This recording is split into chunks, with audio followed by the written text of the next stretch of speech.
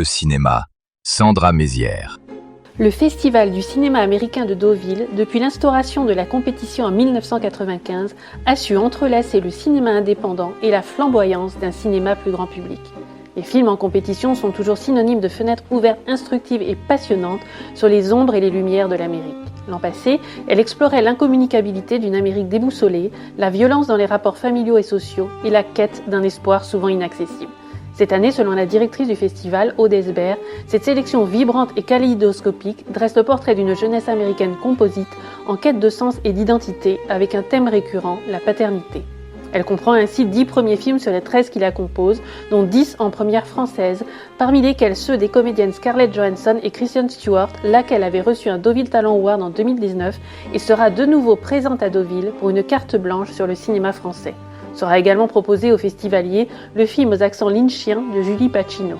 Il faudra porter la même attention aux 10 autres qui sans aucun doute nous réserveront aussi des formes audacieuses.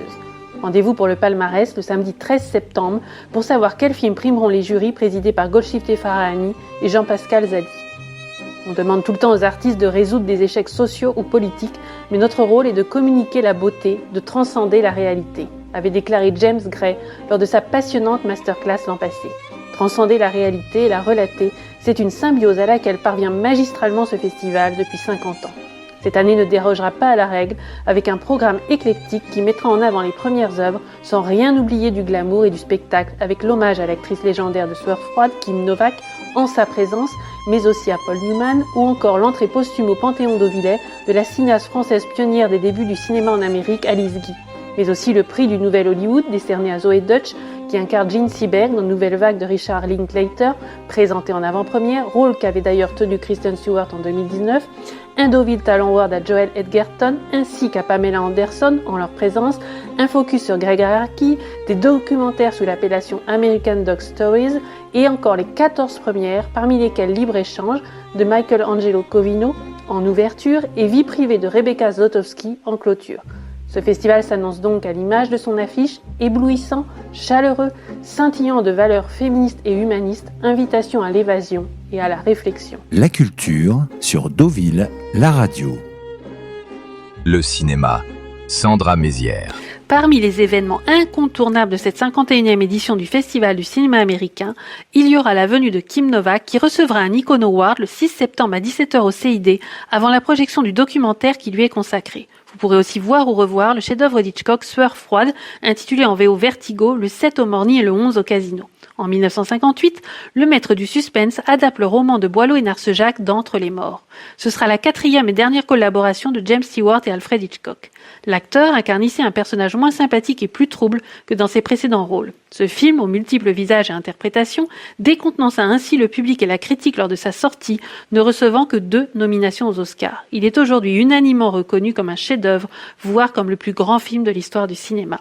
Un film fascinant et captivant dès son générique en spirale hypnotique qui préfigure celle du fameux chignon de Kim Novak. Sueur froide marque ainsi la 4e collaboration entre Hitchcock et son compositeur Bernard Herrmann. La beauté énigmatique, romantique et grave de sa musique fait écho à celle de Kim Novak et contribue à l'atmosphère sombrement envoûtante du film. Hitchcock a réalisé là un film dans lequel chacun peut aussi projeter ses rêves ou ses cauchemars. La fin est certainement une des plus marquantes et redoutablement et ironiquement poignantes de l'histoire du cinéma. Vous l'aurez compris, je vous recommande de voir ou revoir ce chef-d'œuvre aussi passionnant et ensorcelant à la première vision qu'à la 10e. Ça flash sur Deauville la radio, du 5 au 14 septembre, avec des révélations, des interviews, des plus grandes stars américaines qui seront sur les toiles et les planches pour rejoindre les étoiles qui sont passées par ici.